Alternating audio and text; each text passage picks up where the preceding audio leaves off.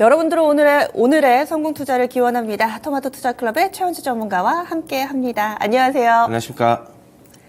네, 그러면 오늘 장은 어떤 움직임 나타낼지 두 가지 체크 포인트 놓고 얘기 나눠보겠습니다. 첫 번째, 우리 증시에서 우리가 주목해야 될 부분은요.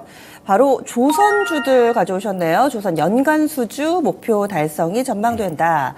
어제도 공시에서 삼성중공업에서 또 수주 공시 있더라고요. 이렇게 조선 섹터 내에서는 간간히 수주 소식이 들리고 있는데 지금 수주 잔고가 좀 어떤지 그리고 목표치 달성이 예상된다고요? 네. 지금 LNG선이 수주가 워낙 좋기 때문에 LNG선을 바탕으로 인해서 연간 수주는 지금 무난히 달성할 것으로 지금 전망이 되고 있는데요. 지금 이렇게 수주가 지금 순항하고 있는 이유는 LNG선 같은 경우에 수주 순항이 되고 있는 이유는 글로벌 환경 규제 강화 때문이고, 그다음에 러시아가 이제 천연가스를 무기화함으로써 LNG선의 수요는 계속될 전망인데요. 지금 2032년까지 연평균 약 60척으로 지금 규모가 수주로 계속 꾸준할 것으로 지금 전망이 되고 있습니다. 그리고 LNG선 성과도 계속 강세를 나타내면서 지금 수익성에도 긍정적으로 지금 집계가 되고 있는데, 지금 LNG선 성과가 지금 꾸준히 지금 상승하고 있고요. 그럼 LNG선 같은 경우에는 후방 가격이 상대적으로 좀 둔감해가지고 수익성이 지금 매우 양호합니다. 그리고 국내 조선사들은 아까도 말씀드렸듯이 올해 연간 수준뿐만이 아니라 지금 3년치 일감을 좀 미리 거의 다 이제 확보해 놓은 상태이기 때문에 앞으로도 계속적으로 조선업계 같은 경우에는 실적 개선에는, 실적 달성에는 무난할 것으로 지금 보고 있고요. 지금 역시 관련주로는 한국조선해양, 대우조선해양, 삼성중공업 이 정도 좀 보셔야 되는데, 한국조선해양 같은 경우는 연간 수주 목표를 이미 45% 정도를 지금 달성했어요. 역대 1분기 수주 달성 실적 중 지금 최고 수준으로 지금 집계가 되고 있고요. 삼성중공업도 지금 26% 정도 지금 수주 잔고를 지금 채워놓고 있고, 대우조선해양은 11% 수준인데, 그 이유는 이제 대우조선해양은 지금 선별 수주 전략을 좀 펼치고 있기 때문으로 지금 파악이 되고 있습니다. 지금 차트 잠시 하나하나 좀 보면은요. 한국조선해양서부터 잠시 보겠습니다. 네. 최근에 주가 움직임이 상당히 좋죠. 계속적으로 좋은 뉴스가 나오기 때문에 주가 바닥권에서 좀 탈피하는 움직임 그렇게 보고 있고요. 대우조선해양이 상대적으로 가장 좋은데, 지금 한화에 지금 인수될 예정인데 아직 정식 승인은 안 났지만 무난히 인수 지금 합병 승인이 날 것으로 좀 예상이 되고 있습니다. 지금 그 기존에 지금 무분별한 수주 전략에서 좀 탈피해가지고 수익성 위주의 지금 선별적인 수주 전략을 펼치고 있어서 앞으로도 재무구조 개선에는 그렇다고 본다면 기여할 것이다 그렇게 보고 있습니다. 이 두 업체 이외에도 현대미포조선도 있고 현대중공업도 있고 또 삼성중공업도 있고, 이런 조선 업체들 같은 경우에 계속적으로 관심 가져야 될 것으로 보고 있고요.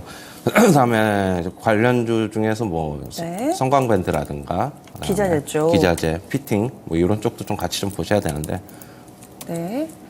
그래도 기자재 쪽은 조선주들보다 더 탄력적인 흐름을 예상하시는 분들이 있으실 텐데요. 지금 화면에 나가고 있네요. 네, 화면에 나오고 있죠. 상대적으로 지금 철광석 가격이 강세이기 때문에 올해도 결국에는 후반 가격이 또 인상될 것이다라고 보고 있어요. 연 두 차례인데, 그렇다고 본다면은 이런 기자재 피팅 업체들 같은 경우는 이런 쪽에서는 좀 자유롭죠. 수주가 많이 되고 결국에는 배를 많이 만들면은 이런 부품들 많이 쓰일 수 있기 때문에, 네. 저는 차라리 지금 주가 좀 성강밴드 못 가고 있는데 이런 쪽이 더 낫지 않나라고 보고 있고, 태광도 마찬가지입니다. 태광도 그렇고 지금. 그다음에 한국카본도 있죠. 별로 오른 게 없네요. 네, 오른 게 지금 없어요. 옆으로만 횡보하면서. 한국카본이 그나마 조금 제일 강한데, 예. 이런 쪽에 저는 차라리 조선 관련 완성 업체보다는 차라리 이런 기자재 피팅 업체들이 조금 더 접근하기가 낫지 않나, 개인적으로 그렇게 보고 있어요. 네. 그래서 이런 부분들 조선 섹터 관심을 가져보자 이렇게 얘기를 좀 해주시네요. 그러면은 두 번째 관련된 내용 체크해 보도록 하겠습니다. 오늘 장에서 두 번째 체크 포인트는 바로 디스플레이 쪽인데요. 삼성 디스플레이, 4월에 대규모의 투자 목표 이 부분이 발표가 될 예정이다 얘기를 좀 해주고 계시는데 디스플레이, OLED 이쪽으로도 계속해서 관심이 좀 고조되고 있습니다. 삼성 디스플레이가 4월에 대규모 투자를 발표할 거다. 어느 정도 규모가 될지 관련된 종목군들도 좀 볼까요? 네, 일단은 4월에 대규모 투자 발표가 지금 예상이 되고 있어요.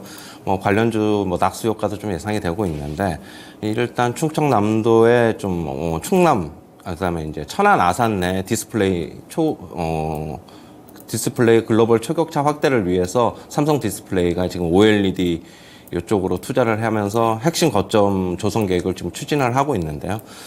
삼성 디스플레이 OLED 투자 예상 규모는 약 4조에서 약 5조 원 정도가 지금 될 것으로 예상이 되고 있고요.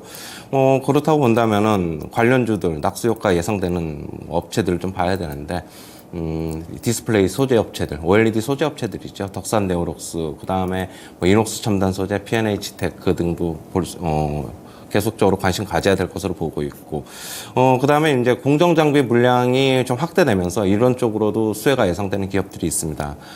AP 시스템이라든가 원익 IPS, 캠트로닉스, 이런 쪽들도 같이 좀 보셔야 되는데, 일단 덕산 네오록스 차트 잠시 보시면요. 요즘 어제도 이제 앵커님께서 말씀하셨는데 OLED 소재 업체들 최근에 주가 상승 좋았다가 조금 이제 최근에 주춤하는 모습인데 어제 좀 밑꼬리가 달리면서 저가 매수가 조금 들어오는 모습입니다. 계속적으로 관심 가져봐야 될 것으로 보고 있고요. 그다음에 이녹스 첨단 소재 한번 보겠습니다. 네. 네, 비슷하죠. 차트는 비슷합니다. 여기서 덕산 네오록스랑 어제도 좀 밑꼬리 달리면서 저가 매수 들어오는 움직임. 그다음에 네. P&H 테크. 이쪽도 차트 보시면 다 비슷하지요. 네. 그다음에 AP 시스템 한번 볼까요? 올해 들어서 좀 올랐어요. 작년까지 디스플레이 사실 굉장히 안 좋았잖아요. 맞아요. 예. 그런데 AP 시스템도 어제 차트는 어제 다 이제 밑꼬리 달리는 모습입니다. 보시면은 그렇고 원익 IPS는 반도체 장비 업체인데 어차피 공정 장비가 들어가니까 좀 수혜가 좀 예상이 되고 있습니다. 네. 원익 IPS도 어제 약간 밑꼬리가 달리는 모습. 전체적으로 아직까지는 바로 꺾였다기보다는 조금 더 삼성에서 추가적으로 투자 확대 계획을 좀 발표를 하면은 좀 관련주에 좀 모멘텀이 있지 않을까 그렇게는 보고 있어요. 네. 그러면 이럴 때 조정을 기회로 좀 사놔도 좋겠다라는 시각이시죠? 그렇죠. 예. 조금 조정을 기회로 사놓는 거는 괜찮고요. 어제도 일부 저가 매수가 들어왔는데 네. 오늘 같은 경우에도 또 밀리면 한 차례 또 추가 매수는 또 가능할 것이다. 저는 그렇게 보고 있어요. 알겠습니다. 디스플레이가 한껏 몸을 움츠리고 있다가 얼마 전에 LG 디스플레이에서 빚내서 1조 이렇게 LG전자한테 빌려가지고 투자한다라는 소식이 나오면서 들썩였는데 이번에는 국내 디스플레이의 쌍두마차라고 할 수 있는 삼성 디스플레이에서도 이번 달에 대규모 투자 발표를 앞두고 있으니 계속해서 디스플레이 관련된 종목 보자. 이렇게 오늘 두 가지 체크 포인트, 하나는 조선 쪽, 하나는 디스플레이 이렇게 알아봤습니다. 그러면 종목으로 넘어가야 되겠죠. 오늘은 좀 속도를 내보겠습니다. 목표가 도달 종목이 두 개나 있거든요. 먼저 첫 번째로는요. 1월 초에 제시가 됐던 이수페타시스입니다. 와, 이 종목이 벌써 5차 목표가 도달이고요. 2배입니다. 거의 5,000원대 사가지고 지금 만원 선 부근의 움직임을 보여주고 있으니까 수익률이 100%에 육박하는 상황을 보여주고 있거든요. 차근차근 7,000원, 8,000원, 9,000원, 이제 만원 선도 넘어서는 모습을 보여주고 있습니다. 이수페타시스 이제는 어떻게 할까요? 6차까지 나오나요? 아니요. 이제는 조금 이제 매도하는 게 좋겠고요. 일단은 매도하시더라도 주가는 크게 밀린다기보다는 박스권 움직임 좀 보일 것이다라고 보고 있어요. 그러면 이제 나중에 다시 한번 매수 추천을 한번 해드리도록 하고 일단은 매도하도록 하겠습니다. 네. 그렇게 판단하신 이유는? 일단 일봉 차트 보시면은 네. 어느 정도 고점이 좀 나온 것 같아요. 단기 고점이. 이게 단기 고점이지 하지만 장기적으로는 고점일지 아닐지 더 두고 봐야 되겠지만 일단은 네. 좀 단기 고점 신호가 나온 만큼 일단은 비중을 좀 줄이자 이렇게 정리해 드리겠습니다. 네, 알겠습니다. 이쯤이면 다들 만족하실 거예요. 여기서 수익 챙기자고 해서 더 욕심을 내실 만한 분들이 있으실까요? 100% 수익 났습니다. 이수페타시스. 그래서 이제는 좀 정리를 하자. 5차 목표가 도달까지 알려드렸습니다. 한 종목 더 있습니다. 2월 15일에 제시됐던 됐던 넥스틴인데요. 이 종목은 57,000원대 매수가 돼가지고 목표 주가 거의 뭐 7만 원 부근까지 오면서 20% 수익률 기록하고 있습니다. 지난 31일에 그러니까 지난주 금요일에 목표가 도달을 해서 저희가 이 시간에 좀 리뷰를 해보는데요. 넥스틴은 그러면 어떻게 할까요? 넥스틴은 목표가 조정을 하겠습니다. 2차 목표가 제시하도록 하고요. 75,000원 제시하도록 하는데 뭐 반도체 전공정 장비 업체인데 중국 매출이 거의 다 대부분이에요.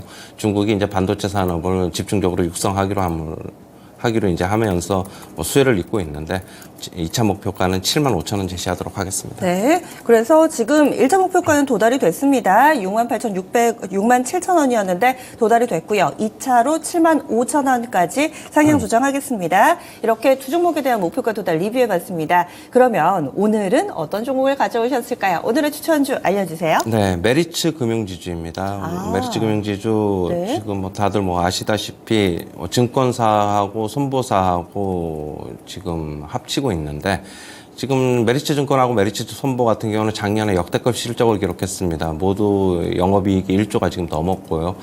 지금 주주 환원 정책이 꾸준히 이루어지고 있어요. 지금 그래서 이제 주주 가치 재고가 긍정적이다라고 보고 있고 얼마 전에도 메리츠 금융지주는 약 299만 주 정도의 지금 보통주를 자사주를 소각하기로 했죠. 역시 그것도 뭐 긍정적이다라고 보고 있고 그다음에 메리츠 증권 화재 이제 지주사 편입으로 인해서 자본의 효율적 분배가 전망이 된다라고 제가 여기 써놨는데 이게 무슨 얘기냐면은 예전에는 합병이 되기 전에는 서로 간에 이제 자금 이동에 약간 제약이 따랐죠. 그러나 이제 같은 지주사로 묶인 합병됨으로 인해서 자금의 서로 간에 뭐 융통이 좀 원활해질 것으로 좀 보고 있습니다. 네. 오늘 매수가는 뭐 시초가 이하에서 접근하시고 목표가는 47,000원, 손절가는 35,000원 제시하도록 하겠습니다. 네. 그런데 사실 시장의 분위기상 이렇게 금융주라든지 이쪽으로는 관심이 크게 없는데 이쪽 섹터를 보시는 이유가 있으실까요? 역시 실적이죠. 뭐 실적. 개인 개별적인 주가의 움직임은 실적에 따라간다라고 보는 게 제일 맞고요. 네. 실적이 받쳐주는 만큼 그리고 주주 환원 정책이 계속적으로 이루어지는 만큼 주가는 긍정적이다라고 보고 있습니다. 제시한 목표가 그리고 또 손절 라인 같은 경우는 박스 컴플레이 해보자 이렇게 이해할 수 있는 맞습니다. 예, 걸까요? 그렇게 보고 있습니다. 예. 예, 알겠습니다. 그래서 오늘의 추천주는 메리츠 금융지주입니다. 탄탄한 실적 그리고 또 주주 친화책이 계속해서 좀 발표되고 있는 상황인데요. 그래서 이런 부분들 좀 계속 관심 가져보자 의견을 제시를 해주시네요. 메리츠 금융지주 목표 주가 설정이 됐습니다. 목표 주가 같은 경우는 47,000원, 손절 라인은 35,000원. 현재는 박스권 내에서 한 4개월 정도 횡보하는 모습을 보여주고 있으니까요. 박스권 대응 전략 바닥에서 사서 위쪽에서 팔자 이렇게 이해하시면 더 도움이 될 것 같네요. 지금까지 성공투자기원이었습니다.